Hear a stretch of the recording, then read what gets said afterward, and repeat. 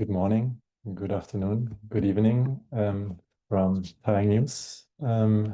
Happy to have you with us to our TaiyangNews Solar and Sustainability 2025 conference. Tagline today is From Momentum to Headwinds, Rethinking ESG in Solar, ? A bit provocative. Times have changed and we want to reflect that today. My name is Michael Schmela. I'm the Managing Director of TaiyangNews Solar Technology Platform, and I'm your host today. First, I would like to thank our sponsors of this event, Trina Solar, and give you some information on housekeeping if you're new to us. So please use the chat function. This is a virtual event and we would like to get as much interaction as possible, and the chat function is our discussion, our coffee room. So if you have questions, please ask them. If you have comments, please state them. Please let us know what you think. And yeah, we would appreciate very much your contribution. The event is being recorded. We will share the recordings on our TaiyangNews YouTube channel. What we're also doing is during the event, we have a live blog on our website, and the TaiyangNews team is also posting on different social media. So we will try to get the message from this event out at as many sources as possible. So briefly regarding content. So as we've written in the invitation to this event, ESG and sustainability have evolved much beyond mere industry buzzwords. They've become, I think we can say, essential or real pillars of the solar sector, which to a certain extent is sustainable inherently, but it's an industry and can do more. So, and while, of course, we as a sector in the energy segment can offer really quick and scalable solutions to other energy generation, electricity generation sources, we still obviously have the responsibility to extend beyond just generating green power. So it's about sourcing raw materials, manufacturing, looking at deployment, and also meet all these ESG and sustainability standards, of which we have more and more. And I just have created maybe the next slide first, the other one, Udaya.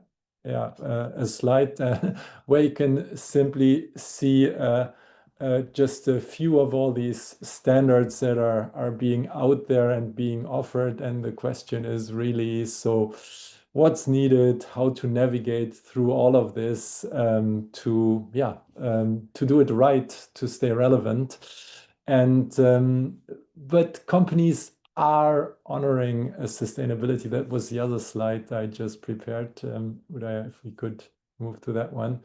You can clearly see that in the last few years, the top 10 PV manufacturers have simply all gotten into this topic. And while 4 years ago, only 4 of them published ESG reports, now it's all of the top 10 who are doing this. So what we want to discuss today is that we look at the segment from different angles. Uday, can you show the slide of the agenda, please? And the agenda first, not the panel. Right, and this is what we'll see in the next 4 hours.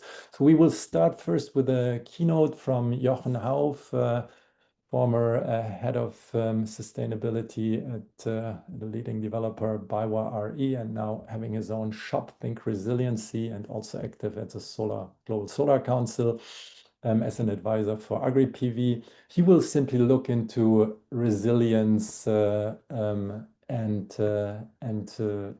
if asking the question if resilience is the new sustainability, and look simply at the solar PV value chains in this uncertain times in which we are living in. So setting the scene on what comes next. We will then have a presentation from Trina Solar, one of the leaders, not only in module and other PV products production, but also in the field of sustainability. They will explain how they approach this topic. Then we come to the Sustainable Solar Stewardship Initiative, SSI, with us Rachel Owens, their CEO, and she will explain us the latest developments of this important sector initiative to bring into transparency and traceability into the sector. We move then again to a manufacturer, Jinko, the largest company in terms of shipments in the solar segment, has also put sustainability very high on the agenda. We're happy to have with us Lin Sun, the head of sustainability, to give us an overview. The topic of sustainability is treated somewhat different in different regions on this planet. Europe is one of the still open regions for basically any solar products. That's different these days, and sustainability has been also here considered a very important topic for the industry. We have Marcelo Passaro, who recently, he's a consultant, and recently on behalf of ETPV, that's a European Technology and Innovation Platform, he presented or published a paper at the recent EU PVSec conference on how innovation is driven for ESG in Europe. So we look at the continent. And we stay in Europe and have then with us Martin Bejar. He's the Director of Research and Development of the Spanish Solar Photovoltaic Industry Association. And they have done something very interesting. They've created a certification scheme for sustainable solar power plants. And he will let us know about how that has developed and embraced also by the sector.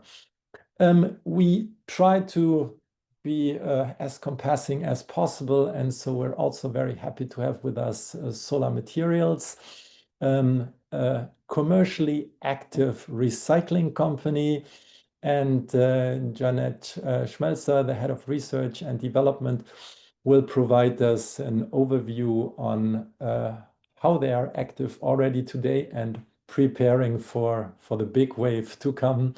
That's still a few years ahead. And very important, and I'm very happy to have him with us, is Guido Agostinelli from the IFC of the World Bank Group. He will talk about the sustainability requirements for solar financing.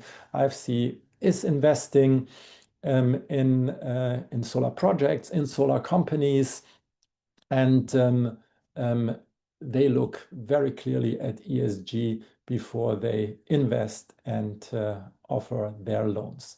We will then try to reflect on what we've learned and have three of the speakers on our panel.